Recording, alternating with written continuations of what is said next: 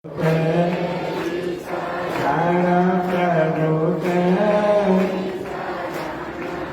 जी तेरी शरण, श्याम जी तेरी शरण, राम जी तेरी श्याम जी तेरी प्रभु तेरी शरण, प्रभु तेरी। शांति में बैठिए, संचय मत करो, शांति में बैठिए, संचय मत करो। श्रीमन नारायण नारायण नारायण, श्रीमन नारायण नारायण, लक्ष्मी नारायण नारायण नारायण, लक्ष्मी नारायण नारायण नारायण। बोलिए श्री लक्ष्मी नारायण भगवान की अनंताचार्य कृपया वेदांत द्वयपारगम रामकृष्णामृषज भक्तम विश्वक्सेन मुनिं भजे। काषायं यज्ञसूत्रं शुचिवपुषितदा शोभपुण्ड्रं च बाल, यस्यास्ते दक्षहस्ते कलिकुमतिगिरीन्द्रेन्द्रवज्रं त्रिदण्डं। संसाराग्निप्रशान्त्यै वृत्तजलममलं दारुपात्रं पवित्रं श्रीविश्वक्सेन सूरे। पदकमलयुगं श्रेयसे संसृजामि, लक्ष्मीनाथ समारंभा नाथयामुनिमध्यमा, अस्मदाचार्यपर्यन्तां वन्दे गुरुपरम्परा। नारायणाय विद्महे वासुदेवाय धीमहि, तन्नो विष्णु प्रचोदयात्। महालक्ष्म्यै च विद्महे विष्णुपत्न्यै च धीमहि, तन्नो लक्ष्मी प्रचोदयात्, तन्नो लक्ष्मी प्रचोदयात्। परमाराध्य श्री लक्ष्मी नारायण भगवान नित्य वंदनीय पूज्य गुरुदेव श्री त्रिदंडी स्वामी जी महाराज के युगल चरणों में कोटिशः नमन। भगवत भागवत आचार्य कैंकर्य पारायण महानुभाव पावन भूमि पर पावन कथा को निवेदन किया जा रहा है। पावन कथा प्रसंग अंतर्गत पिछले दिन निवेदन किया गया था नैमिषारण्य के पावन क्षेत्र में व्यास जी के शिष्य श्री सूत जी शौनक ऋषि के पूछने पर कि भगवान किसे कहते हैं और भगवान कितने होते हैं, भगवान कितने अवतार होते हैं। श्री सूत जी ने कहा कि भगवान के अनंत अवतार हैं। अनंत अवतारों में 1008 अवतार भगवान के मुख्य हैं।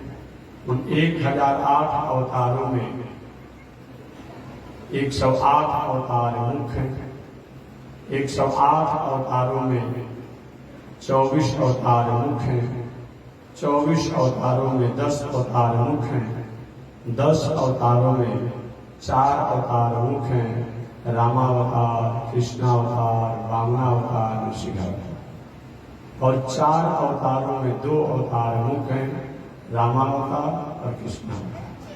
उन 2 अवतारों में कृष्णावतार कृपा का अवतार, रामावतार मर्यादा का अवतार है। आगे शौनक ऋषि ने पूछा, महाराज भगवान के अनंत अवतारों में जो 24 अवतार है, उन 24 अवतार में भगवान इस संसार में धराधाम पर आकर के कौन कौन से लीला किए हैं, आचरण किए हैं, कर्म किए हैं, प्राणियों का उपकार किए हैं, कौन सा उनका अवतार का नाम है, कैसा स्वरूप है, इसके बारे में आप बताएं। श्री शुद्ध जी कहते हैं कि ऋषियों भगवान का प्रथम अवतार सनक, सनंदन, सनातन, सनत कुमार, ये भगवान का प्रथम अवतार है। ये ब्रह्मा जी के बड़े पुत्र हैं। भगवान का दूसरा अवतार वराह अवतार है। जंगली सुअर का अवतार लेकर के ब्रह्मा जी के नासिका ग्रहण से प्रकट हुए, विशाल रूप बना करके कश्यप ऋषि के दूसरी पत्नी दीति के बड़े पुत्र दैत्यराज राक्षस हिरण्याक्ष का वध किया, पृथ्वी को जल के ऊपर स्थापना किया वराह अवतार भगवान ने। अभी आप लोग कथा श्रवण कर रहे थे, पृथ्वी को जल के ऊपर स्थापित करके और अपने बालों को वराह अवतार भगवान ने जो झाड़ा, क्योंकि देखिए पशु हो या पंछी हो, जल इत्यादि शरीर भीग जाता है तो शरीर को झाड़ते हैं। झाड़ा उसी से उनके शरीर से जो रोमा गिरा, बाल जो गिरा, वही कुश है जो सबसे पवित्र माना जाता है। जो भी पूजा पाठ होता है उस पूजा पाठ के अवसर पर वही कुश का हम उपयोग करते हैं, जो वराह अवतार भगवान के रोआ ही कुश है। पुनः एक बार मैं निवेदन करूंगा, हमारे भारतीय दर्शन में, हमारे वैदिक दर्शन में, सनातन दर्शन में प्राणी मात्र के गुणों के प्रति, प्राणी मात्र के प्रति हमें आदर की भावना होती है। और अलग अलग दर्शनों में, विचारों में, पंथों में, मजहबों में कहीं किसी प्रकार की ईर्ष्या की, द्वेष की, भेद की भावना हो, उसका जवाब मेरे पास नहीं है। क्यों है? क्योंकि हमारे भारतीय दर्शन में, वैदिक दर्शन में शब्द के प्रति आदर है। हम गाय को भी उतना ही आदर करते हैं, गाय को उतना ही आदर देते हैं जितना कि हम शुकर को भी आदर देते हैं। जंगली सुअर के रोआ से निकला हुआ जो है वही पूषा बन गया। जो कोई भी हम वैदिक कर्म करते हैं तो बिना पूषा के काम नहीं चलता है। या पितरों का पूजन करें, या देवताओं का पूजन करें, या भगवान का पूजन करें, अंगुली में पैंती रहेगा और पूजा में काम आता है। हमारे यहाँ किसी के व्यक्तित्व का महत्व है, चाहे पशु होता हो, पंछी होता हो, मनुष्य होता हो, ऋषि होता हो, राक्षस होता हो, दानव होता हो, व्यक्तित्व का महत्व है। एक ग्रामीण सुअर ग्रामीण गंदगी को साफ करते हैं, इसीलिए थोड़ी सी हम उसके प्रति, हमारा भेद नहीं है, हमारा वैर नहीं है, लेकिन उनके द्वारा जो उनके खान पान की स्थितियां जो है, अतः गाय जैसी उनके प्रति हमारे को ध्यान नहीं हो पाते हैं। वस्तुतः प्राणियों के प्रति हमारा आदर है। वही जंगली सुअर, जिस जंगली सुअर के रोआ से निकले हुए बाल जो कुश कहा जाता है, उसका आज भी हम आदर करते हैं, पूजा करते हैं, पाठ करते हैं। हम सर्प को भी आदर करते हैं, हम पंछी को भी आदर करते हैं, हम पशु को भी आदर करते हैं, हम कीट पतंग चींटी इत्यादि को भी आदर करते हैं, हम पर्वत को भी आदर करते हैं, जल को भी आदर करते हैं, पृथ्वी को भी प्रणाम करते हैं। पृथ्वी द्वारा जो उपकार हुआ तभी प्रणाम करना ही चाहिए। चलिए, हम व्यक्तित्व का, कर्म का, गुण का बहुत महत्व देते हैं, बहुत आदर करते हैं। इसीलिए, और जो मानव व्यक्तित्व का, गुण का आदर करे, वही मानव कहलाने का अधिकार है। भगवान के अनंत अवतार हैं, अनंत अवतारों में सनक सनंदन सनातन सनत कुमार ये भगवान के प्रथम अवतार है। दूसरा अवतार वराह अवतार, जो जंगली सुअर का रूप लेकर के उन्होंने पृथ्वी का उद्धार किया। तीसरा अवतार नारद जी का अवतार। चौथा अवतार नर और नारायण का अवतार। पांचवा अवतार भगवान कपिल देव का अवतार। छठवां अवतार दत्तात्रेय जी का अवतार। सातवां अवतार यज्ञावतार। आठवां अवतार ऋषभदेव जी का अवतार। नौवां अवतार राजा पृथु का अवतार। 10वां अवतार मत्स्य अवतार। 11वां अवतार कूर्मा अवतार। 12वां अवतार धन्वंतरी का अवतार और 13वां अवतार मोहिनी का अवतार। 14वां अवतार नरसिंहावतार, भगवान नरसिंह का अवतार। 15वां अवतार वामन भगवान का अवतार। 16वां अवतार परशुराम जी का। 17वां अवतार व्यास जी का। 18वां अवतार राम जी का। 19वां अवतार बलदेव जी का। 20वां अवतार कृष्णावतार। 21वां अवतार हरि का अवतार। 22वां अवतार हंसावतार। 23वां अवतार बुद्धावतार। 24वां अवतार कल्कि अवतार। अब आप थोड़ा सा कभी कभी सुनने में समझने में हम असहज हो जाते हैं। ठीक है, परशुराम जी का अवतार तो ठीक है, भगवान वामन का अवतार भी ठीक है, नरसिंह भगवान का अवतार भी ठीक है।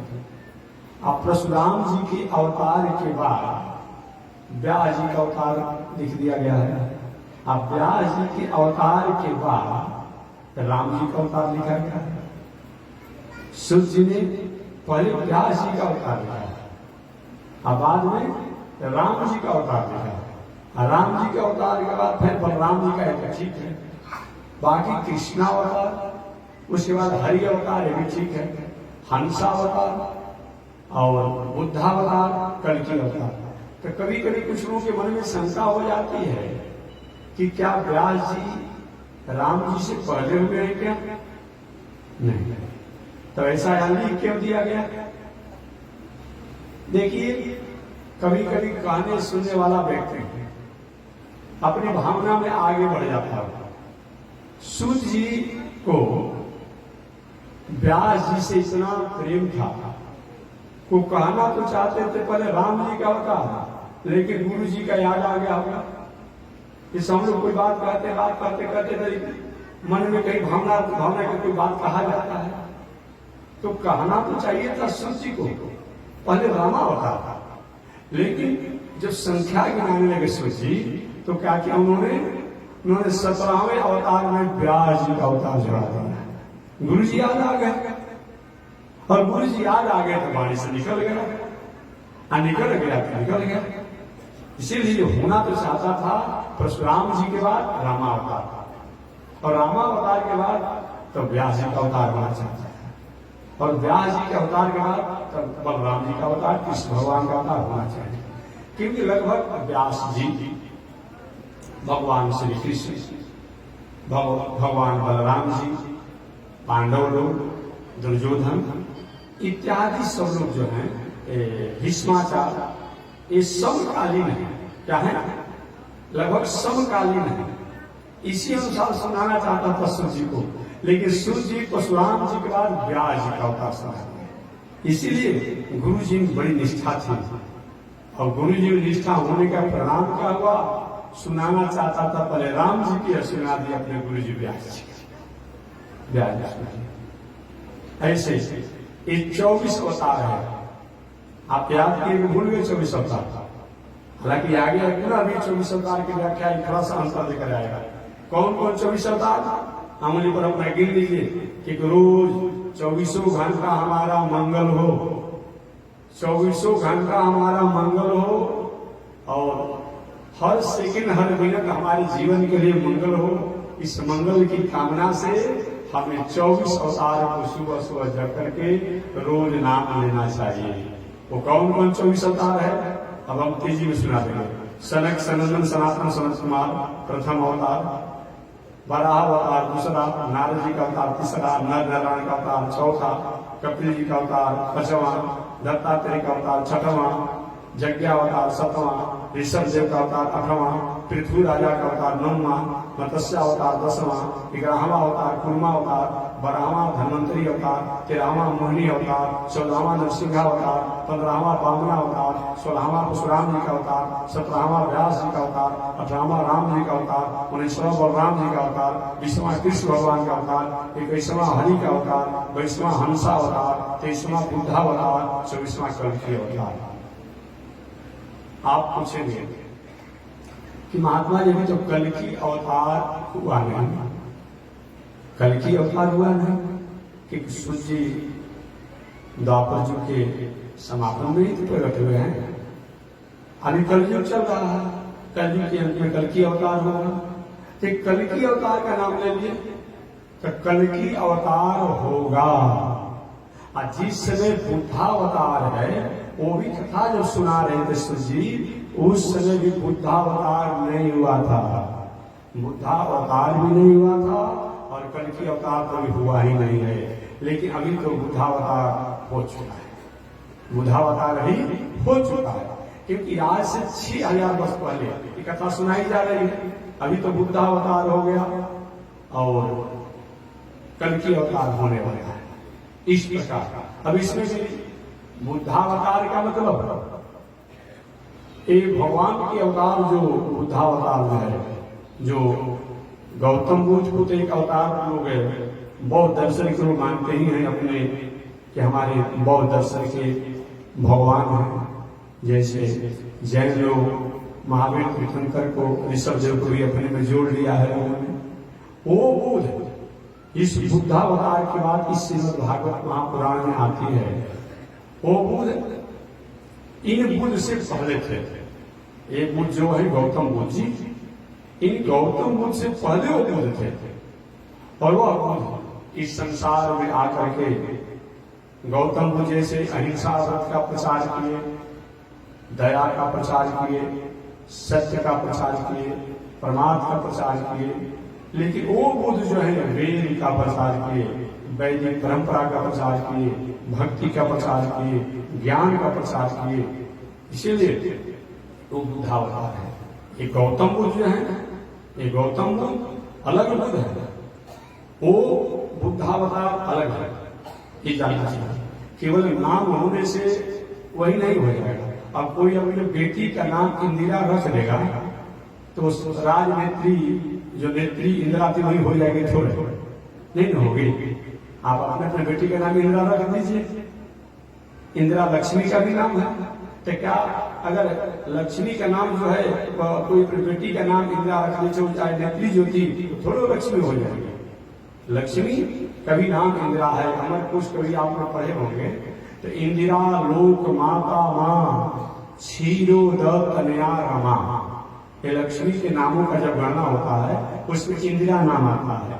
इंदिरा लोक माता मां क्षीरो तनया, ये लक्ष्मी का नाम है।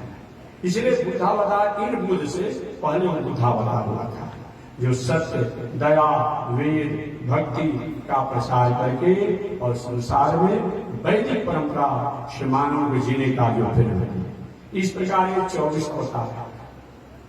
चलिए आज हमें सनक सनंदन सनातन संत कुमार का अवतार की व्याख्या में बता दिया हूं। भगवान बाराह के अवतार की व्याख्या भी हो चुकी है। नारद जी के अवतार की व्याख्या हो चुकी है। चौथा अवतार आज है नर और नारायण का अवतार। नर और नारायण, नर माने तो नर आप समझते ही हैं, नारायण नारायण आप समझते हैं। ये है बहुत दिनों तक भगवान वैकुंठ लोक में रहे, अपने चेला के साथ, अपने भक्त के साथ, अपने सेवक के साथ। भगवान के सेवक कौन है? वेदात्मा वियगेश्वरो यवनिका माया जगन मोहिनी। वेदात्मा विहगेश्वरो यवनिका माया जगन मोहिनी। जिनके पंख से ऋग यजुर साम धर्म निकलते रहते हैं। वीरात्मा विहगेश्वरो जवनिका, पंछियों में जो राजा हैं वेदात्मा विहगेश्वरो जवनिका।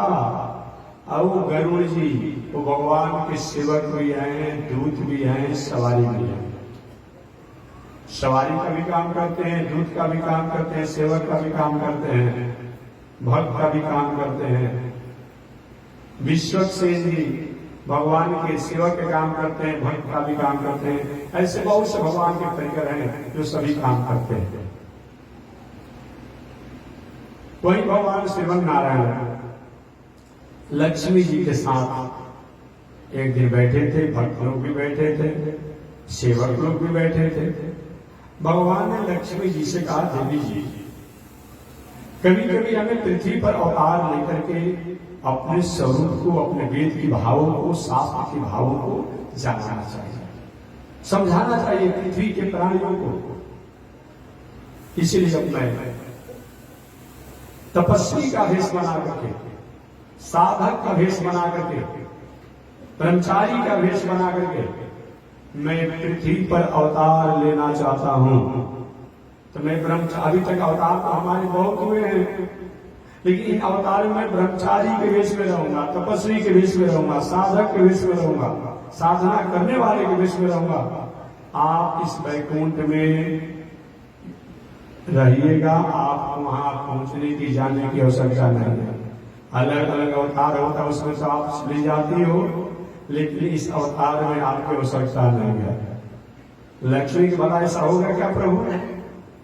आप जाएंगे पृथ्वी पर भक्तों को उद्धार करने के लिए, प्राणियों को मंगल करने के लिए, हम वैकुंठ में रहूंगा, हम भी एक स्वरूप से आऊंगे पृथ्वी पर।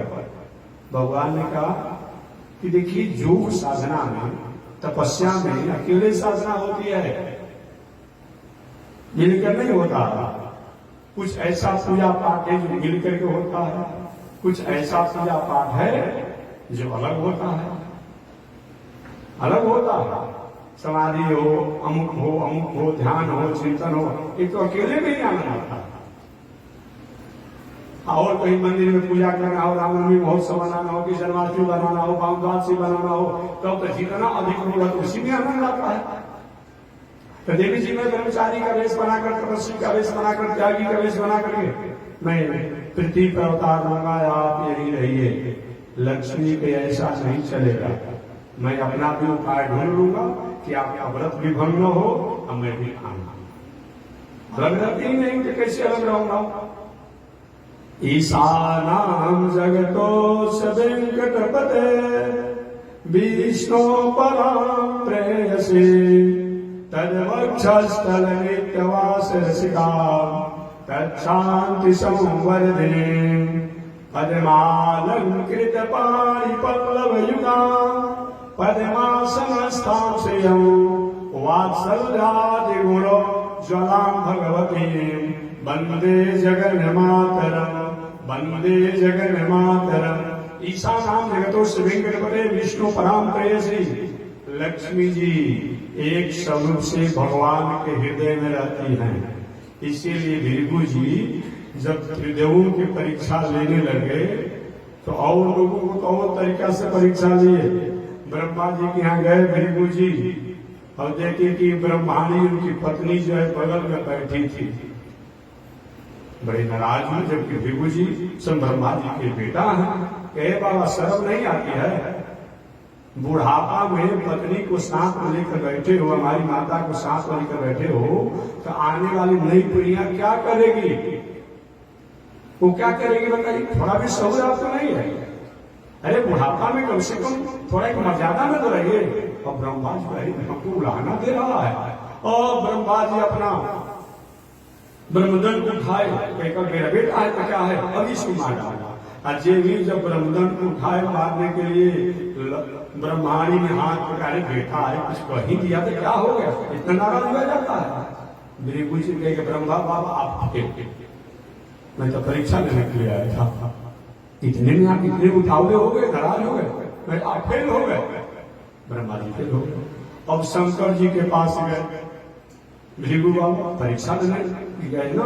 अब गए वहां पर तो शंकर जी तो वो भी पार्वती जी को बगल में बैठाए हुए, उनकी लीला का और विचित्र।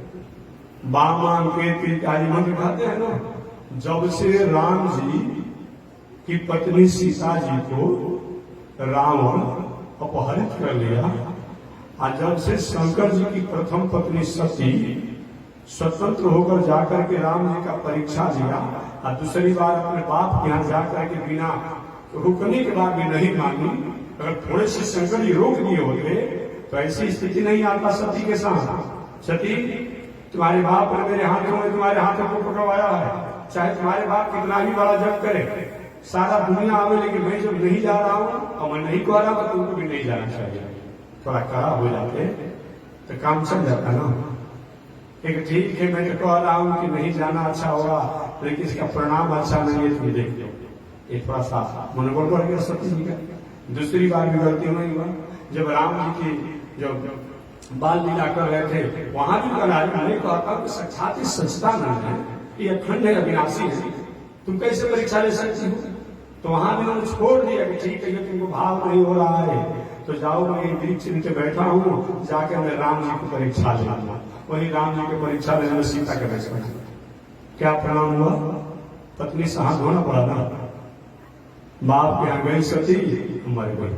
और उसके बाद से जब दूसरा विवाह हुआ शंकर जी का, तो अब संयम रहते हैं। ऐसे भी जिसकी पत्नी कहीं आग लगाकर मर जाए, बीट खाकर मर जाए, फांसी लगाकर मर जाए, कट कर मर जाए, तो दूसरा विवाह कहीं होता है, दोहरा विवाह ना, तो पत्नी से थोड़ा सजग रहता है, यदि स्वतंत्र नहीं छोड़ता।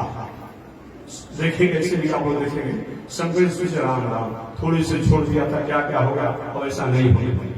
इसीलिए भूत बामन शंकर जी दूसरा विवाह जब पार्वती जी के साथ हुआ तो हमेशा बगल में रखते हैं, क्योंकि समाधि भले लग रहे हैं, बाकी हमेशा रखते हैं। अगर समाधि में रहते हैं तो अपने नंदी को पहाड़ा पर लगाए रहते हैं कि कहीं छोड़ना नहीं है, कहीं जाने नहीं लगे।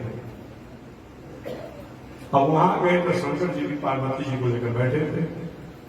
अब शंकर जी आइए आइए आइए आइए महाराज, एक तरह से भाई भी है शंकर जी, बड़े भाई हैं, भृगु जी छोटे हैं। अगर भागवत के अनुसार बात किया जाए, गले से गले मिलना चाहे और भृगु कह कर सर्व नहीं आते, शमशान में रहते हैं, शमशान घड़ा को लपेटे रहते हो, मुंडों की माला पहने रहते हो, और हमसे गले मिलने आ रहे हैं, आपसे स्पर्श होकर के हम अशुद्ध हो जाएंगे। और दूसरी शर्म नहीं आती, पत्नी को लेकर के बैठे हो साथ में, क्या शिक्षा दोगे समाज में?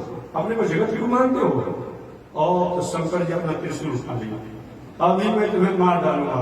पार्वती ने हाथ पकड़ लिया, महाराज ऐसा मत करे, ये आपके भाई हैं, कहीं दिए तो क्या हुआ?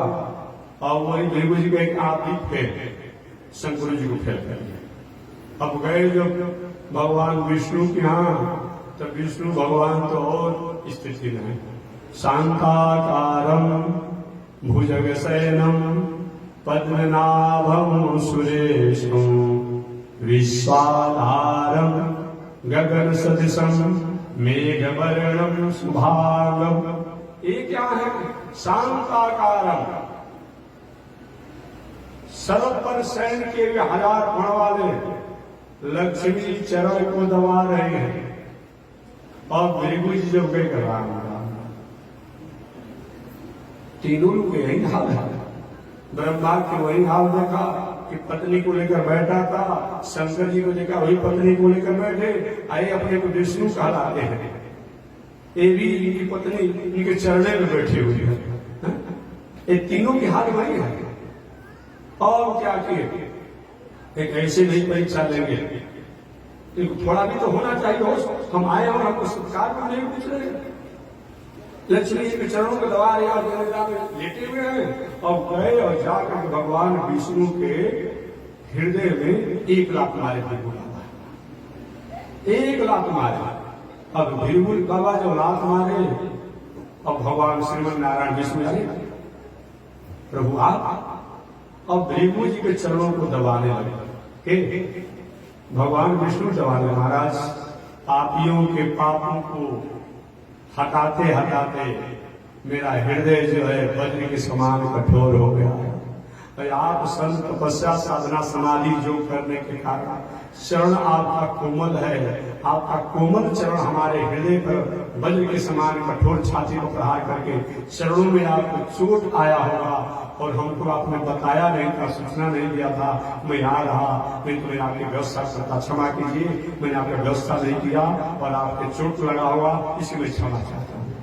और तो भेगू जी अवाक हो गए। मैं इनके चरण में, मैं इनके छाती में चरणों का प्रहार किया, हृदय में चरणों का प्रहार किया, अरे हमारे चरणों को दबा रहे और क्षमा बोल रहे हैं। चलिए आप पास हो गए, आप पास हो गए। अब वही भेगू जी का दुनिया में कोई भी पूजा पाठ होगा लेकिन सबसे पहले विष्णु की ही पूजा होगी। इसीलिए लोग कहते हैं भले कि गौरी गणेश के लोग कहता है नहीं, जानिए सबसे पहले संकल्प होता है। पूजा का प्रधान क्या होता है? संकल्प होता है। तो संकल्प में क्या बोला जाता है? ओम विष्णु विष्णु विष्णु बोला जाता है ना। तो आप ही महाराज सबसे आगे रहेंगे, श्रेष्ठ रहेंगे, तो सबसे श्रेष्ठ विष्णु भगवान को ही बना दिए, सबसे श्रेष्ठ बना दिए। अब यहाँ प्रश्न होता है कि भाई और अंगों पर तो भेगू जी प्रहार कर सकते थे, हाथों से प्रहार कर सकते थे, लेकिन अपने चरणों से भगवान हृदय में क्यों प्रहार किए? एक स्वरूप से लक्ष्मी जी यही हृदय में निवास करते हैं, इसीलिए भेगू जी और अंगों पर प्रहार नहीं करते हुए छाती पर प्रहार किए। और दूसरी बात, ऐसा क्यों हुआ? देखिए किसी को कोई व्यक्ति कुछ अपमान कर देता है, गुस्सा लेता है, लेकिन जो किसी की पत्नी को कोई अपमान कर देता है ना, कहते मेरी पत्नी के साथ ऐसा खिलवाड़ किया है, मैं बर्दाश्त नहीं करूंगा। तो हृदय में रहने वाले लक्ष्मी जो है उन पर प्रहार करके सोचे भेगू जी ये हमारे पर नाराज होंगे तो परीक्षा में या तो फेल करेंगे या सफल करेंगे, तो वही उन्होंने किया। इसीलिए एक तरीका से लक्ष्मी जी भगवान विष्णु के हृदय में रहते हैं। ईशा नाम जगतोष वेंकटपते विष्णु पराम प्रेयसी तद वक्षस्थल नित्यवास रसिकाम। भगवान के वक्षस्थल पर हृदय में लक्ष्मी जी का निवास होता है। ऐसे भगवान तो मैं निवेदन करना चाहता हूं। भगवान श्रीमन नारायण ने कहा देवी जी मैं जा रहा हूं ब्रह्मचारी बनकर, तपस्वी बनकर के पृथ्वी पर प्राणियों का उद्धार करने के लिए, आप अपने लोक में रहिए। लक्ष्मी जी ने कहा ऐसा नहीं चलेगा, ऐसा नहीं बनेगा, ऐसा नहीं होगा। कैसे प्रभु आपने सोच लिया कि आप जाएंगे प्राणियों को उपकार करने के लिए, मैं अकेले यहाँ पर रहूंगा? ये नहीं हो सकता। मैं भी एक स्वरूप से, लीला स्वरूप से मैं अपने अनुकूलतानुसार आपके पास रहूंगा। ठीक है, तुम्हारी जो इच्छा, तुम्हारी जो इच्छा। अब बगल में सेवक लोग थे कि महाराज आप चले जाएंगे, हम लोग यहीं पर पड़े रहेंगे। हाँ तुम लोग यहीं, नहीं प्रभु हम लोग भी चलेंगे, हम भी चलेंगे, आपके सेवक हैं। तो हुआ ठीक है आप भी चलिए, आप तपस्वी रूप में रहेंगे।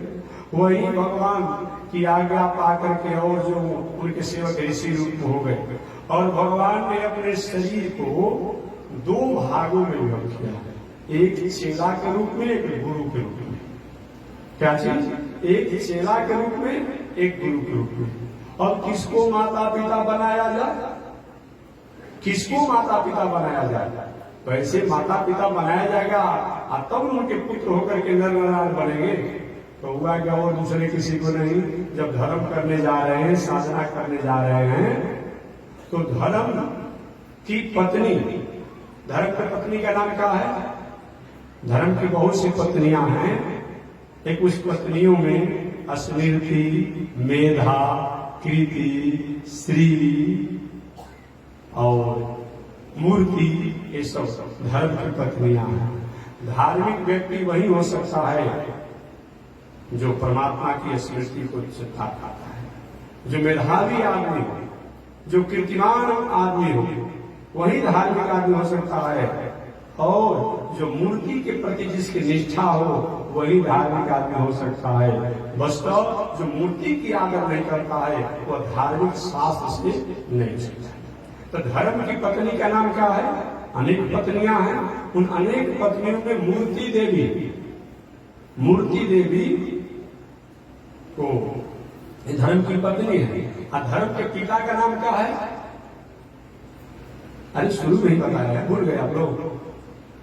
याद रखिए इतना, केवल मैं कथा नहीं सुना रहा हूं, मैं तो 2-4-5 दिन में सप्ताह कथा सुनाकर पूरा करूंगा। नई तरह से इसे स्कूल में पढ़ाई होती है, पढ़ाने का वही मैं काम कर रहा हूं, तो कम से कम आप लोग भी सुनिए। धर्म के पिता का नाम क्या है? ब्रह्मा जी। पर समझने में कहीं भूल गए आप लोग, याद रखिए। धर्म के पिता का नाम क्या है? ब्रह्मा जी। ब्रह्मा जी की छाती से धर्म हुआ है, पीठ से अधर्म हुआ है, ये मैं बताया हूं। पैखाना रविशंकर मार्ग से राक्षस शिक्षा देखते हैं। तो धर्म के पिता का नाम ब्रह्मा जी है, और धर्म की बड़ी पत्नी का नाम मूर्ति देवी है। ऐसे धर्म की पत्नी मूर्ति देवी से नर और नारायण पुत्र हुए। नर और नारायण, ये नर नारायण कौन है? भगवान श्रीमन नारायण ने अपने ही 2 स्वरूप को बना लिया, एक नर रूप में, एक नारायण रूप में। अपने ही स्वरूप को बना लिया। एक ही सोना का आभूषण होता है, कान का और कुंडल बन जाता है, गले का हार और सिकड़ी बन जाता है, हाथ का अलग बन जाता है, नाक का अलग आभूषण बन जाता है, रहता तो है सोना, एक अलग अलग आभूषण बन जाता है। भगवान ने अपने स्वरूप को 2 भागों में बांट दिया। धर्म की पत्नी मूर्ति द्वारा धर्म को अपना पिता बना लिए भगवान ने, और धर्म की पत्नी मूर्ति को अपनी माता बना लिए, और 2 बालक रूप में हो गए, नर और नारायण। नर और नारायण के रूप में हो गए, एक ईश्वर के रूप में, एक जीव के रूप में। अब हुआ कि तपस्या साधना कहाँ किया जाए? तपस्या साधना करने की जब बात आई तो पृथ्वी पर कहाँ तपस्या किया जाए? घूमने लगे, घूमते घूमते जगह बहुत जगह विफलता नहीं हुई, कैलाश चले गए। और कैलाश जब गए तब बाबा भूत भावन से कहा, बाबा हमको भी तपस्या साधना करने की इच्छा, इस अवतार में, नर नारायण के अवतार में तपस्या करने की इच्छा है, आज्ञा हो रही है, हमको कोई जगह बताया जाए। एक देखिए क्षेत्र तो सब मेरा है, आ भी जाए तो आगे पंडा लोग से कोई बात करेंगे हास्य के रूप में, तो कहते हैं कि जो बद्री नारायण भगवान हैं वो भाड़ा पर आए हुए हैं, किराया पर आए हुए हैं, ये सब शिव क्षेत्र है, सब कैलाश का क्षेत्र है, सब जो है उन शंकर जी का क्षेत्र है, केदार क्षेत्र सब कहा जाता है। ये तो भाड़ा पर आए हुए शंकर जी ने रहने के दिया है तपस्या करने के लिए। वहाँ के विद्वान लोग, पंडा बाबा लोग सब लोग बनते रहता है। ठीक है महाराज जगह बताइए, क्योंकि बस मेरे बगल में तपस्या कीजिए। तो वही भगवान श्रीमन नारायण क्या किए कि अपना शंकर जी से आज्ञा लेकर के अब वहां तपस्वी भेष में हो गए। एक अपने स्वरूप में नदी, कभी जो बद्रीनारायण गए होंगे वो जानते होंगे, नदी छोटा ही नदी है, लेकिन नदी के एक पार जो है नर पर्वत है, एक किनारा नारायण पर्वत है। तो एक पर्वत पर भगवान नारायण तपस्या करने लगे, और एक पर्वत पर नर एक स्वरूप से भगवान शिष्य रूप में हो गए। तो दोनों तपस्या करने लगे, घोर तपस्या। लक्ष्मी जी ने विचार किया, हम क्या करें, हम कैसे उनके पास जाए, भगवान का जो तपस्वी में है। तो जिस समय भगवान नारायण तपस्या कर रहे थे, आज भी बद्री नारायण में बड़े बड़े वृक्ष नहीं है, जो लोग गए होंगे जानते होंगे, झाड़ियां हैं लेकिन बड़े बड़े वृक्ष नहीं है। मूल जो बद्री नारायण का जो सीमा क्षेत्र है, और इधर उधर होगा बात अलग है। अब लक्ष्मी जी का कि वो बदरी का वृक्ष बन करके, क्या बन करके, बेल का बदरी का वृक्ष बन करके, जहां भगवान नारायण तपस्या कर रहे थे, और वहीं पर होकर के उनको ठंडा न लगे, बर्फ बहुत गिरे, और उनको छाया देने लगी, छाया देने लगी। इसीलिए वो नारायण जो है वो बद्री नारायण के नामों से जाने गए। बोलिए बद्री नारायण भगवान की। बद्री माने हो गए लक्ष्मी जी, और नारायण माने नारायण भगवान। तो वही बद्री नारायण भगवान कहिए, लक्ष्मी नारायण भगवान कहिए। लक्ष्मी नारायण बद्री नारायण। लक्ष्मी जी जब बद्री वृक्ष के रूप हो गई तो उनका नाम बद्री नारायण हो गया। और जब लक्ष्मी नारायण को रखते हैं, ऐसे वह बद्री नारायण भगवान वही हैं जो आज भी लोग जाते हैं दर्शन करने के लिए, उनका दर्शन करते हैं। आपने सुना होगा जब भगवान श्री कृष्ण जाने लगे तो उद्धव जी के प्रभु मैं थोड़ा विह्वल हो रहा हूं, अब आपके अभाव में मुझे रहने की स्थिति नहीं समझ में आ रही है, मैं चिंता रह पाऊंगा कि नहीं रह पाऊंगा। भगवान ने कहा उद्धव मैं भले ही श्रीलीला शरीर को त्याग रहा हूं, क्योंकि श्रीलीला शरीर के त्यागने के बाद मेरा चार जगह मेरी सत्ता रहेगी, मेरी शक्ति रहेगा, मेरा स्वरूप रहेगा। महाराज कहाँ कहाँ रहेगा? क्योंकि साक्षात बद्री नारायण की मूर्ति जो है, बद्री नारायण जो है ये मेरा स्वरूप है। ये सब भगवान ने अपने से कहा। जहां पर भागवत कथा होगी, भागवत कथा माने केवल भागवत कथा मत सुनेगा, भगवान की कथा चाहे राम कथा के रूप में हो, भागवत कथा के रूप में हो, वाल्मीकि रामायण के रूप में हो, रामचरितमानस के रूप में हो, गीता में भगवान संबंधी जब कथा होगी या भगवान की भक्ति संबंधी जब कथा होगी वहां भी मेरा निवास होगा। दो स्थान होगा, एक जहां हमारे भक्त लोग रहते होंगे चाहे कहीं भी, वहां भी भक्तों का शरीर जो है मेरा ही शरीर मान करके आदर करना चाहिए। और चौथा स्थान जहां मेरा धाम जहां जहां होगा, चाहे वह वृंदावन हो, चाहे वह बक्सर हो, चाहे वह हरिद्वार हो, चाहे प्रयाग हो, चाहे वह काशी भोगीश्वर भगवान हो, आदि केशव भगवान हो, चाहे अयोध्या हो, चाहे द्वारिका हो, चाहे जगन्नाथपुरी हो, वो भी मेरा स्वरूप है। ये चार जगह भगवान का है, ये चार जगह पर भगवान का सच्चा स्वरूप है। वही नर नारायण, वही तपस्या और साधना की हम और आपको भी संदेश प्राप्त होता है, माताओं को संदेश प्राप्त होता है कि आपके पति मर्यादा में जैसे रहते उस मर्यादा के स्वरूप में आप ये समझना चाहिए।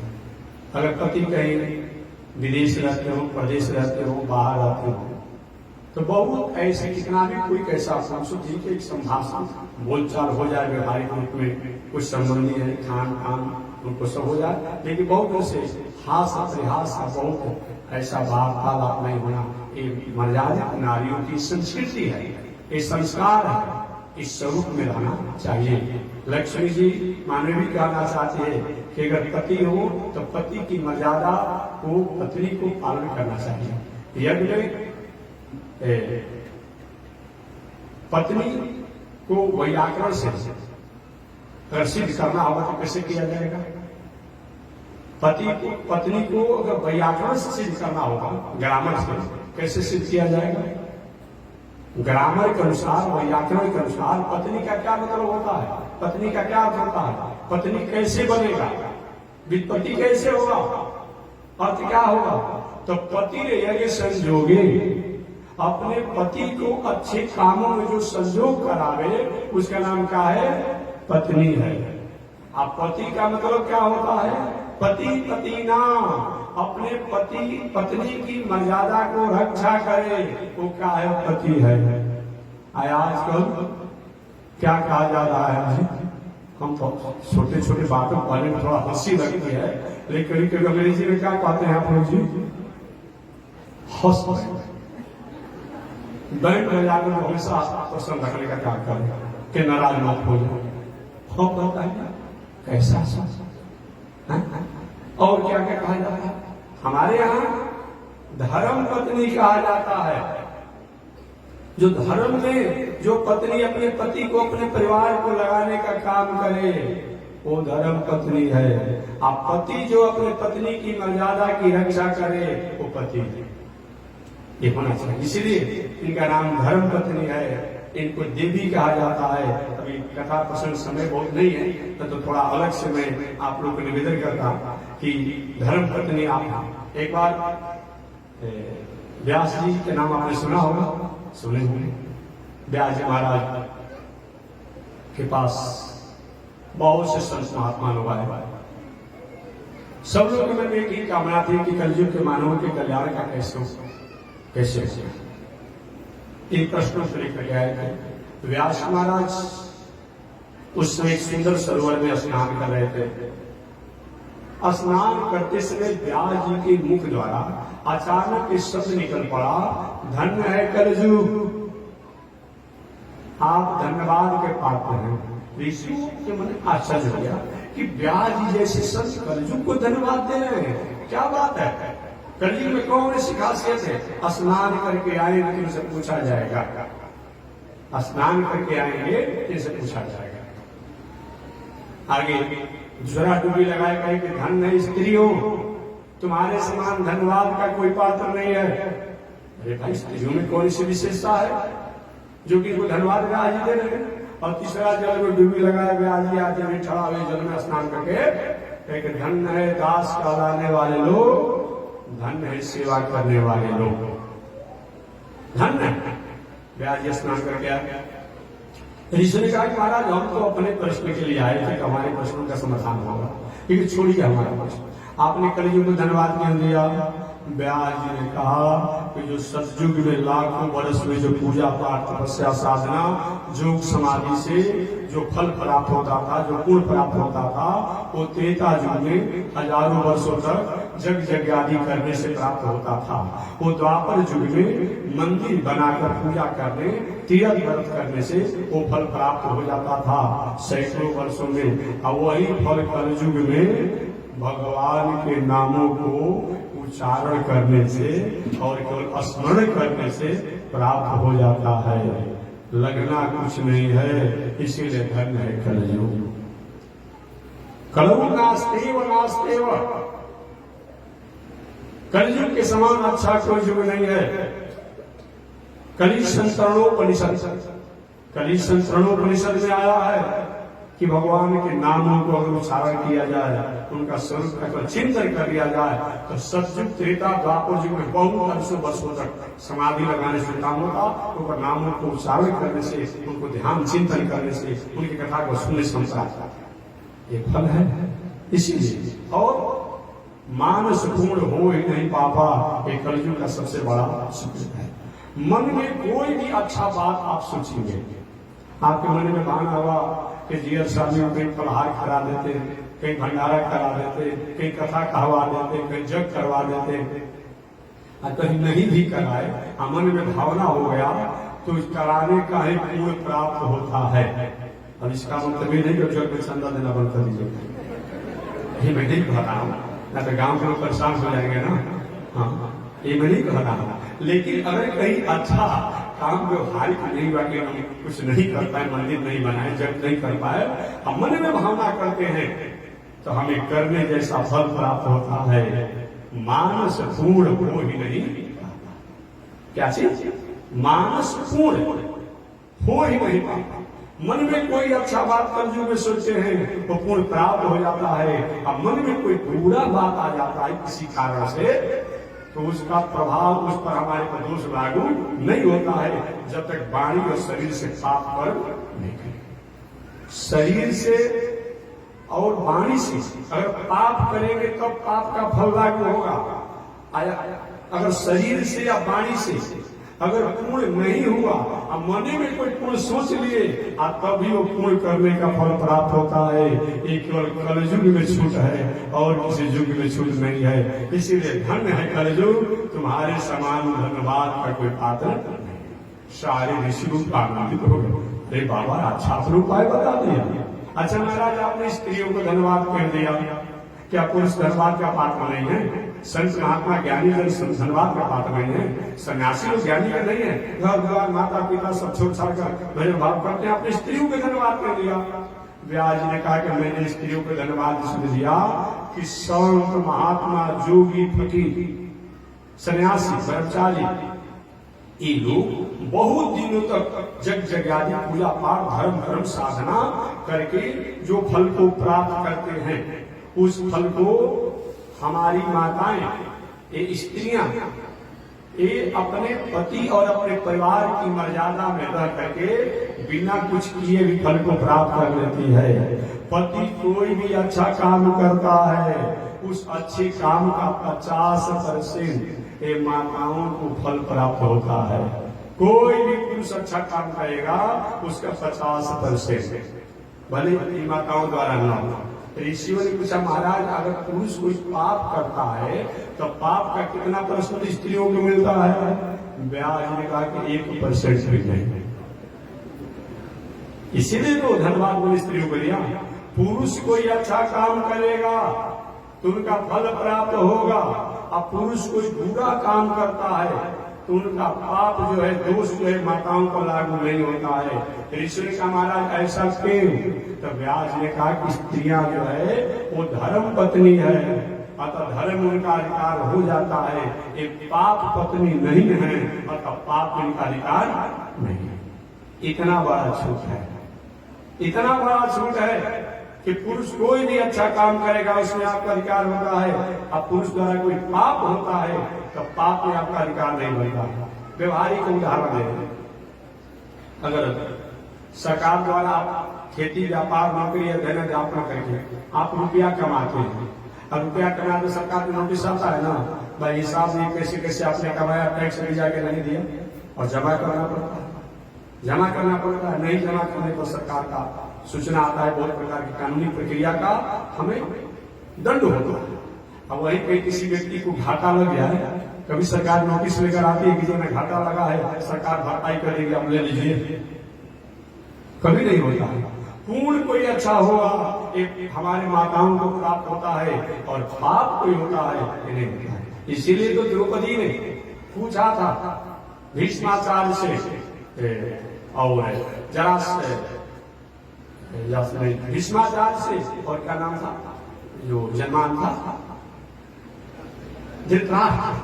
धृतराष्ट्र भीष्माचार्य से पूछा था कि आखिर मेरा कौन सा कसूर है जो अपनी ही सभा में अपने बहू को निर्वस्त्र किया जा रहा है, वस्त्राभाव में किया जा रहा है। दुर्योधन ने कहा, तुम्हारे पति तुमको जुआ में हार गए थे। द्रौपदी ने कहा, ये कहाँ का धर्म है, कहाँ का नीति है? पति जुआ पाप होता है, अधर्म होता है, तो अधर्म के दाव पर और धर्म की पत्नी को रखने का कहाँ का अधिकार है? कैसे अधिकार है? सब लोग चुप लगा गए, कोई ने जवाब नहीं दिया। इसलिए हमारे देश की माताएं जो है ये धर्म पत्नी है, ये पाप पत्नी नहीं है। पत्नी का धर्म अधिकार है और ये धर्म पत्नी कहलाती है, ये देवी कहलाती है, ये देवी कहलाती है।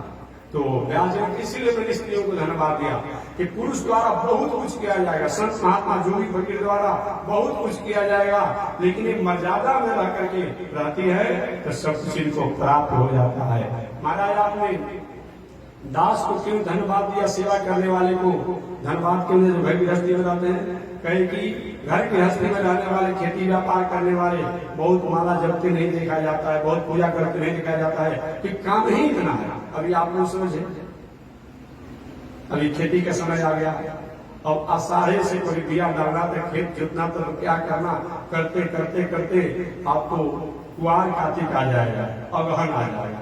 अगहन आते आते इधर धान का खेती होते रहेगा, फसल जहाँ गंगा किनारे जैसे जो फसल होता है होते रहेगा, फिर दूसरे फसल के समय आ जाता है, गेहूं का, अरहर का, और जिसको जो फसल है वो आ जाता है। उससे थोड़ा समय मिलता है तो विवाह शादी लगन का समय आया, और उससे समय पुनः खेती में आ गई। एक दिन का समय है किसी के पास, गृहस्थ के पास, रात दिन गृह काज नाना जंजाला, रात इस कामों में लगे रहते हैं, लेकिन एक कार्य परमार्थ के लिए होता है। अगर खेती न किया जाए तो संसारिक प्राणियों का भरण पोषण होगा। ये स्वामी जी दिया, स्वामी होके कितना बड़ा स्वामी जी हो, कहाँ से भंडारा चलेगा, फलहार कहाँ से चलेगा, ये लोग अतिथि भोजन कहाँ से चलेगा, कहाँ से होगा? इसलिए धन्य हो गृहस्थ आश्रम, गृहस्थ सबसे बड़े श्रेष्ठ है, जो सारे प्राणियों के भरण पोषण का काम करता है।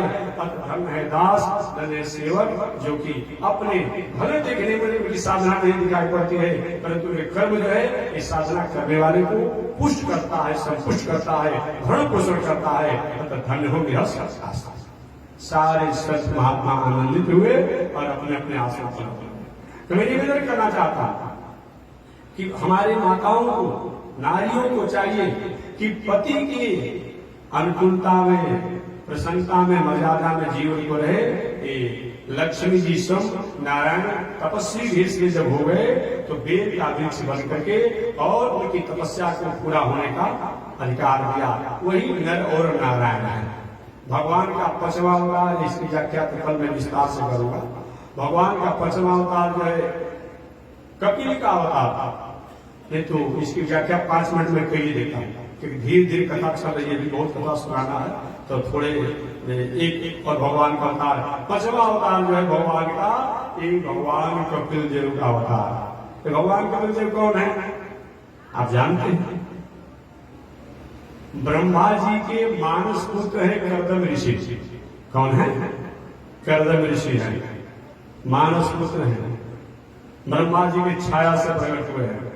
कर्दम ऋषि का विवाह ब्रह्मा जी जब अपने स्वरूप को 2 भागों में विभक्त कर दिए, मनु और शत्रुपा के रूप में, तो मनु शत्रुपा के 2 पुत्र हुए और 3 पुत्रियां हुई, आकृति, देवहूति, प्रसूति।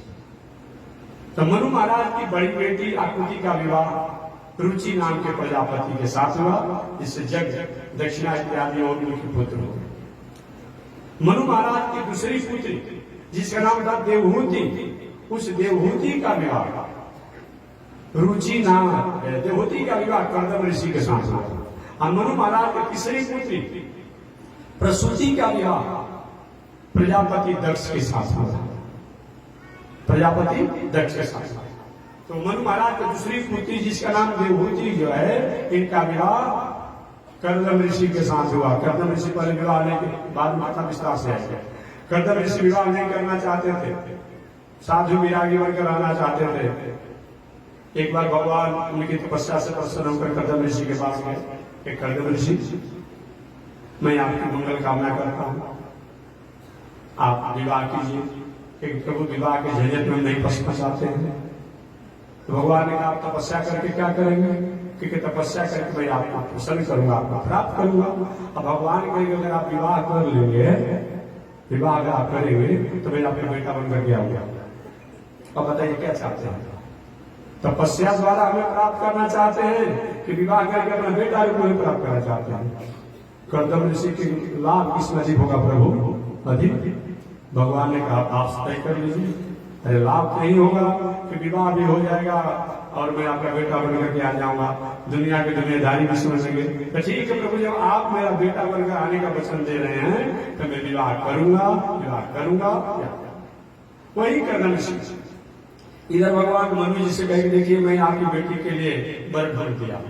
अच्छा महाराज आपने मेरी पुत्री के लिए? हाँ, उस भाई का क्या नाम है? एक ब्रह्मा जी के पुत्र है कर्दम ऋषि, उनसे अपने बेटी का विवाह कर दीजिए। पहले तो ना कहेंगे लेकिन आप आग्रह करेंगे तो निश्चित रूप में हमारी बात याद आएगी, तो विवाह आपकी बेटी से करेंगे। वही मनु जी महाराज कर्दम ऋषि कहा गया प्रभु मैं तो आपके युग नहीं हूँ, आप तपस्वी साधना करने वाले हैं, लेकिन मेरी इच्छा है कि अपनी बेटी देवहूति का विवाह आपके साथ करूं। वही कर्दम ऋषि के साथ देवहूति का विवाह हुआ, मनु की दूसरी बेटी का विवाह हुआ। दोनों रहने लगे मर्यादा में। बहुत दिनों तक कर्दम ऋषि भूल गए जो विवाह किए हैं, तपस्या साधना में इतने निरत हो गए कि बहुत दिनों तक समाधि में बैठे रहे। लेकिन देवहूति उनकी मर्यादा के भंग में हो तपस्या देखती रही। एक बार कर्दम ऋषियों में तपस्या साधना से थोड़ा समय मिले, देवहूति जी उनकी सेवा में 3-4 आश्रम में रही। कर्दम ऋषि कहे देवी जी आपका परिचय? बढ़िया। माता देवता अरे प्रभु क्या भूल गए? अरे मेरे पिताजी ने आपके हाथों में मेरे हाथों को पकड़वाया है, मेरा विवाह आपके साथ हुआ है, मैं मनु की राजा मनु की मैं पुत्री हूँ और मेरा परिचय आप कुछ अच्छा आपका विवाह हुआ है। अरे आप देवी जी भूल गया था, मैं तो समाधि योग साधना में कि मेरा विवाह हुआ, तुम मेरी पत्नी हो, बहुत भाग्यशाली हो, धन्यवाद का पात्र है, वर मांगो। तुम इतने दिनों तो प्रतीक्षा करके मर्यादा लगा, वर मांगो। माता देवहूति ने कहा वैवाहिक नारियों को, ज्योति नारियों को जिसका विवाह हो चुका है, अपने पति से क्या चाहती है? घर परिवार अच्छा रहे, मकान वाला अच्छा हो, धन संपत्ति अच्छा हो और बाल बच्चे इन होता है। तो धन संपत्ति का तो कोई कमी नहीं है, सब कुछ यहाँ पर वैभव भरा हुआ है। लेकिन हमारे आपका विवाह की बहुत समय हो गया, अभी कोई हमको पुत्र नहीं है, आपके पास। और अच्छा देवी जी तुमने तो याद दिला दिया, भगवान कहे थे कि हम बेटा बन करके आएंगे, जन्म लेंगे। भगवान भी भूल गए, हम भी भूल गए थे, तुमने याद दिला दिया। भगवान कहे पुत्र बन करके आने लिए, वही भगवान कर्दम ऋषि ने क्या किया, अपने सत्य काम सब संकल्प से काम विमान, जिसको आज जमाना में हवाई जहाज कहते हैं, और प्रगट बनाए।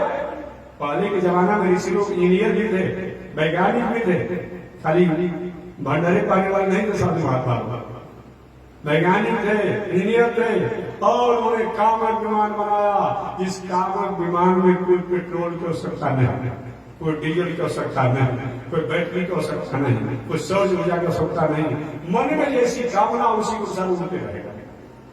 एक कामक विमान बनाए, और कामक विमान जब बनाए तो देवहूति को सुंदर वस्त्र पहनाकर सुंदर स्वरूप हो गया, और पूरी दुनिया में घुमाए, देशाटन कराए।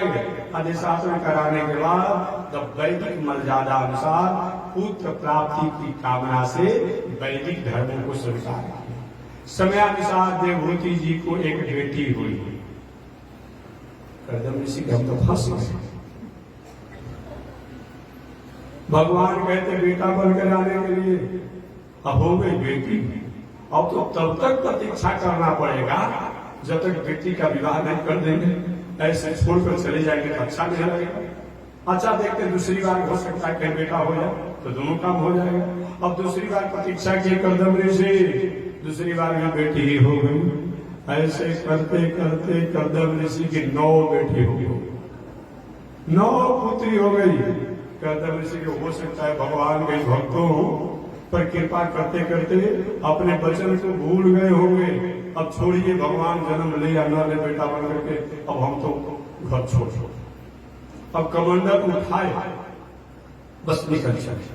अब जब ही निकले, देवहूति जी उनकी पत्नी यही कही कि प्रभु आप मेरे पति हैं, मैं बहुत कुछ तो आपको नहीं कर सकती हूँ, लेकिन ये 9 बेटियों का विवाह कौन करेगा? मैं नारी हूं, क्या अपनी बेटियों किसी तरह छोड़ करके आप साधु बन जाएंगे? अच्छा लगेगा? ठीक है देवी जी, देखो मैं बेटियों का विवाह करके साधु बन जाऊंगा। अब क्या किए, अब बेटी का समय से विवाह करने जो हो गई, तो विवाह करने जो हो गई। एक बात और भाई ने बता, बहुत लोग कहते महाराज जी गन्ना माना नहीं मिले, लेकिन नारी अगर मिल रहा हो तो विवाह तो नहीं करना चाहिए। मंगला मंगली का बहुत बड़ा भेद हो तभी नहीं करना चाहिए। जान लीजिए, अपने कुल में, अपने गोत्र में, अपने खानदान में, अपने परिवार में जहाँ दूध का संबंध हो वहां विवाह नहीं होना चाहिए। नारी मिलता हो तो नहीं होना चाहिए। अब बाकी गुण अगर कहीं कम बेसी मिल रहा हो, कहीं 36 गुण की जगह पर अगर 26 गुण मिल रहा हो, और 26 गुण की जगह पर कहीं 12 गुण मिल रहा हो, 10 गुण मिल रहा हो, तो वो विवाह कर लीजिएगा। वृंदावन विवाह पद्धति के द्वारा बताया गया है कि जब कन्याएं घर में युवावस्था को प्राप्त कर ले, यानी 16 वर्ष से ऊपर की जब हो जाए, और एक बार अशुद्धि अवस्था, 2 बार अशुद्धि अवस्था, 3 बार अशुद्धि अवस्था को जब पार कर जाए, और उसके बाद जब अब बहुत कुछ दिखने की जरूरत नहीं है, एक मध्यम व्यवस्था देखते हुए उपयुक्त घर में, जो घर में विवाह कर दीजिए। अन्यथा बताया गया है घर में जो कन्याएं 16 वर्ष ऊपर हो जाए, सरकार ने 18 वर्ष का नियम किया है, तो हम भी चाहेंगे सरकार के कानून का पालन होना चाहिए, क्योंकि जहां रहा जाता है राजा, जिस राजा के राज में, उसका भी नियम को पालन किया जाता है। तो उस अनुसार को पालन करते हुए, उस अनुसार उस नियम को पालन करते हुए, और पढ़ाना हो जितना पढ़ाई कन्याओं को, कोई आपत्ति नहीं। जितना डॉक्टर बनाना हो, इंजीनियर बनाना हो, वैज्ञानिक बनाना हो, जो बनाना हो बनाइए, इसमें कोई आपत्ति नहीं है। लेकिन समय से सरकार गवर्नमेंट ने एक समय का जो मानक दिया है उसका भी पालन करते हुए और एक शास्त्र में जो आज्ञा दिया है उसका भी आदर करते हुए समय से विवाह कर देना चाहिए। यानी लगभग 20 वर्ष से लेकर के खूब करेंगे आप तो 30 वर्ष के भीतर चाहिए, तो 25 वर्ष के भीतर, लेकिन चलो भाई बहुत फास्ट फूड चल रहा है, पढ़ाई लिखाई की बात आ रही है, तो 20 वर्ष से 30 वर्ष के भीतर में किसी भी परिस्थिति में विवाह हो जाना चाहिए। अब लड़की हो गई 39 वर्ष की, अब लड़का ढूंढ रहे हैं। अब आगे विवाह होने के बाद अब उसको संतान होगा कि नहीं होगा ये तो विचार करते हैं आप, इसी तरह को उसको रह जाना पड़ेगा। इस समझना चाहिए, खूब में कहा चाहिए तो 20 वर्ष से 25 वर्ष के भीतर विवाह हो जाना चाहिए, लेकिन बहुत कुछ पढ़ाई का युग चल रहा है, हाईटेक का युग चल रहा है, तो 20 वर्ष से 30 वर्ष के भीतर, अन्यथा 20 वर्ष से 25 वर्ष के भीतर विवाह कर देना चाहिए। बाकी पढ़ने वाला पढ़ना चाहिए। लोग कहते हैं हमारी पढ़ाई में बाधा पहुंचेगी, ये हमारा विषय नहीं है। पढ़ाई में बाधा नहीं पहुंचे, पढ़ाई में अच्छा रहेगा। अब पढ़ाई में बाधा नहीं पहुंच रहा है कि कहीं लड़का लड़की पढ़ रहा है और ऊपर से ऊपर ठीक ठाक करके कहते पिताजी माताजी अब आप ठीक मत, सब ठीक हो गए। वो अच्छा लग रहा है ना, वो अच्छा लग रहा है, वो पढ़ाई पूरा हो गया। एक विचार करते हैं आप कि पढ़ाई पूरी नहीं हुआ, सब ठीक ठाक हो गया।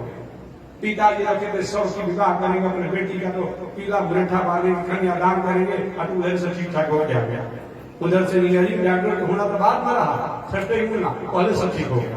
बेटा के बिहार वही है, तो ये नौबत न आवे, इससे पहले आप उचित समय पर विवाह कर दीजिए। बाकी जितना पढ़ाना हो आप लड़का को लड़की को पढ़ाइए, और नहीं करेंगे तो उसका परिणाम आपके साथ आ रहा है बताएगा। तो हमारा क्या विषय है, मैं तो व्यवहारिक सुझाव आपको देंगे, एक सलाह में। रोज हम लोग के पास प्रश्न आते रहते हैं, महाराज जी हमारी कन्या इस तरह से चंचलता में कहीं भटक गई है, कहीं चली गई, हमारा बेटा चंचलता में कहीं भटक गया, कहीं चला गया। ऐसा प्रश्न और ऐसा समस्या न आवे समाज में, इसके लिए अभिभावकों को, माता पिता को, जो भी अभिभावक हों, चाहे वर के या कन्या के, उनको इस पर विचार करना होगा। नहीं तो एक ऐसा समस्या होगा कि धन संपत्ति पद प्रतिष्ठा करके भी राष्ट्र के लिए, समाज के लिए, व्यक्ति के लिए, अभिभावकों के लिए इस समाज में एक बहुत बड़ा समस्या बढ़ जाएगा। तो इससे बड़ा कोई समस्या नहीं है। अरे आप प्रतिष्ठित नहीं है भाई, वो काहे का धोना, काहे का बोला, काहे के नौकरी, काहे के क्या मतलब होता है। पशु भी अपना जीवन जी रहा है, पशु का भी संतान हो रहा है, इससे क्या हो गया। जहाँ प्रतिष्ठा नहीं है वहाँ क्या मतलब होता है। ऐसा समस्या समाज में न आवे, इस पर हमारे महानुभावों को विचार करना पड़ेगा। माता देवती का प्रभु इन बेटियों का विवाह कौन करेगा। अब कर्दम ऋषि जोग वर को ढूंढने लगे। अब जोग वर को जब ढूंढने लगे तो पता चला कि ब्रह्मा जी के 10 बेटा है, उनका अभी तक विवाह नहीं हुआ है। हमारी भी 9 कन्या है, चलते वही कोई काम बन सकता है। और क्या किए, कर्दम ऋषि ब्रह्मा जी के यहाँ गए तो ब्रह्मा जी के थे 10 पुत्र। नारद जी कहीं घूमने फिरने गए, घुमक्कड़ स्वभाव के थे। प्रस्ताव रखे कर्दम ऋषि, महाराज मैं अपने बेटी का विवाह करना चाहता हूँ, हमारे पास 9 कन्या, आपके पास 10 पुत्र, लेकिन एक पुत्र कहीं घूमने फिरने निकले हुए हैं, कहीं वर्तमान में 9 पुत्र आपके भी है, मेरी 9 कन्या है, विवाह हो जाता तो अच्छा होगा। ब्रह्मा जी कहते हैं बस। वही ब्रह्मा जी के 9 कन्याओं का विवाह कर्दम ऋषि के 9 बेटियों के साथ हो गया। तो ब्रह्मा जी के बड़े पुत्र मरीचि का विवाह कला के साथ, अनसुईया इत्यादि सब आप जानते हैं। तो इस प्रकार से ब्रह्मा जी के 9 पुत्रों का विवाह कर्दम ऋषि के 9 कन्याओं के साथ हो गया। ये 3 को ऋण को बिना पूरा किए कोई व्यक्ति कल्याण प्राप्त नहीं करता है। एक मातृ पितृ होता है। मातृ पितृ ऋण का मतलब होता है कि विवाह शादी करके, अच्छे कोई खानदान में विवाह शादी करके सुंदर संतान को जन्म दे करके संतान को शिक्षित बनाइए, बेटा बेटी को शिक्षित बना करके समय से बेटा बेटी का विवाह कर दीजिए। इसे माता पिता ऋण से ऋण हो जाता है। बेटा बेटी का उचित विवाह करके तब माता पिता के ऋण से ऋण हो जाता है। पिताजी जब तक जिंदा हो, माता जब तक जिंदा हो, उनका आदर सम्मान कीजिए। मरने के बाद वैदिक परंपरा अनुसार उनका श्राद्ध इत्यादि करते हुए भोज भंडारा करिए। ये मातृ पितृ ऋण से ऋण होने का उपाय है। ऋषियों के ऋण से ऋण होने का उपाय है रोज भगवान के नामों की कुछ गुणगान होना, कथा सुनना, क्योंकि ऋषियों ने हमें ज्ञान दिया है, संस्कार दिया है, उनका भी हमारे ऊपर ऋण है। अतः कुछ न कुछ नहीं आता हनुमान चालीसा, विष्णु सहस्रनाम, गीता, सीताराम सीताराम, हरे राम, कुछ न कुछ उच्चारण होना चाहिए। इसे ऋषि ऋण सम्मिलित होते हैं। और देव ऋण तीर्थ व्रत पूजा पाठ करते कभी कभी स्वाहा स्वाहा स्वाहा जगशाला बनाकर हवन होना चाहिए। इससे देवताओं के ऋण से ऋण होते हैं। आप पूछेंगे कि महात्मा जी ये 3 को ऋण को अगर पूरा नहीं करेंगे तो क्या विस्फोट होगा, क्या रिएक्शन होगा? अगर मातृ पितृ ऋण को हम पूरा नहीं कर पाते हैं पितरों के प्रति, तो घर में वंश का अभाव होता है। महाराज जी हमारे दादा की एक ही लड़का, हमारे बाबा की एक ही लड़का, हमारे पिताजी के एक ही लड़का, और हमारा भी कोई उम्मीद नहीं है। ऐसा अगर घर में कहीं चल रहा हो तो पितरों के लिए त्रिपिंडी श्राद्ध और इत्यादि सब जजन कीजिए। पितरों की उदासी के चलते, पितृ का भाव के चलते घर में होता है एक वंश का अभाव, पितृ चलते। महाराज घर में खाने पीने की बहुत व्यवस्था है, मकान गलाव दुकान सब कुछ है, लेकिन घर में कोई संतान नहीं है तो माता पिता का ऋण है, पितृ ऋण है। इसीलिए इसका होता है ऋषि ऋण। कुछ महाराज घर में धन संपत्ति है, परिवार में है, लेकिन परिवार में बुद्धि सबका ठीक नहीं, समझ में नहीं है, ये ऋषि ऋण है। ऋषियों का ऋण के अभाव कारण परिवार में समझ में नहीं आता है। अतः ऋषियों के समय समय पूजा पाठ कथा प्रचुर होना चाहिए। कुछ लोग कहते महाराज परिवार भी ठीक है, पढ़े लिखे लोग भी हैं, लेकिन धन का अभाव है, ये देवताओं के ऋण को पूरा नहीं करने के कारण। अतः ऐसा नहीं होता है तो धन का अभाव रहता है, और इन देवताओं के ऋण से होने के लिए जो कार्य करना चाहिए। एक बातों को ध्यान देते हुए कर्दम ऋषि 9 बेटियों का विवाह और ब्रह्मा जी के 9 पुत्रों से कर दिया। अब देवी चलने लगे, देवी जी अब तो मैंने अपनी बेटी का विवाह कर दिया, अपनी पत्नी देवती से कहे, अब तो मैं जा सकता हूँ कि महाराज मैं रुक तो नहीं सकती हूँ। भगवान कहे थे कि हम बेटा बनकर के आए हैं, ऐसा तो होगा नहीं कि भगवान बेटा नहीं बनेंगे।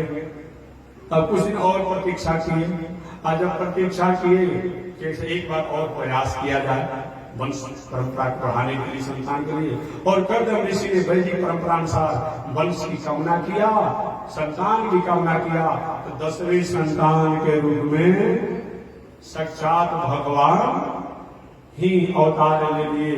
उन्हीं का नाम पड़ा, बोलिए भगवान कपिल देव जी की।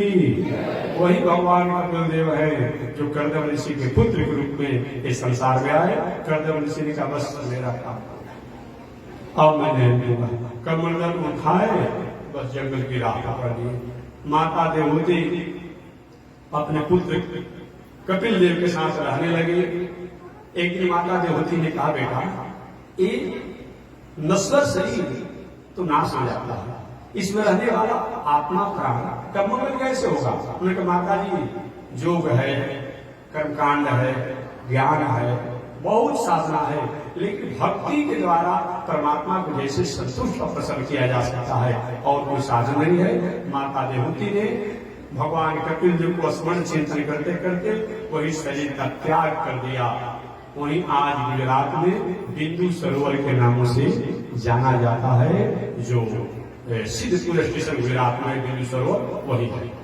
इधर भगवान कपिल देव का के अपने कमंडल उठाए और सागर के तट पर तपस्या करने चले गए और सागर के तट पर जाकर घोर तपस्या करने लगे।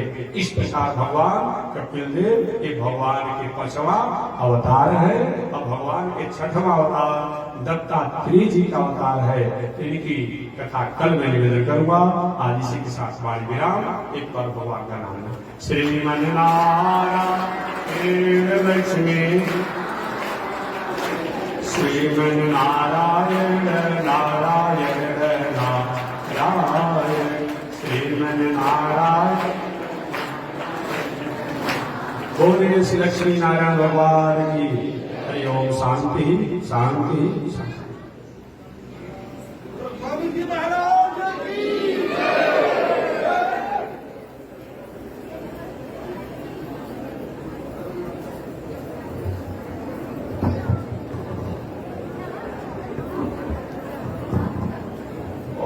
चंद्रमा मनसो जातर्चक्षो सृजो जायत श्रोत्राद्वायुष प्राणसमुखादगिरजायत श्रीसुते लक्ष्मी सुवदन्या बहुरात्रे पार्श्वे नक्षत्राणि रूपमस्मिनौ व्यातं विश्वे निघाड़ा मोमैघाड़ सर्वलोकं वैघाड़ कासायं यज्ञसूत्रं शुचिवपुषि तथा शोकपुण्ड्रं सभार यस्यास्ते दक्षहस्ते कलिकुमतिगिरीन्द्रेन्द्रवज्रं प्रदण्डं संसाराग्नि प्रशान्ते मृतजलममलं दारुपात्रं पवित्रं श्रीविश्वक्सेन सूर्ये पदकमलयुगं श्रेयसे संश्रयामि अमर्यादशूद्रश्चलमतिरसोय्यामसमभो कृतज्ञो दुरमामि स्मर परवशो वञ्चन पर त्रिशंसा पापी च कथमामितो दुःखजलधे तपारादुत्रीण तव परिचरेयं शरणयो लक्ष्मीनारायण भगवान की विश्व जगदाचार श्री त्रिकंडी स्वामी महाराज की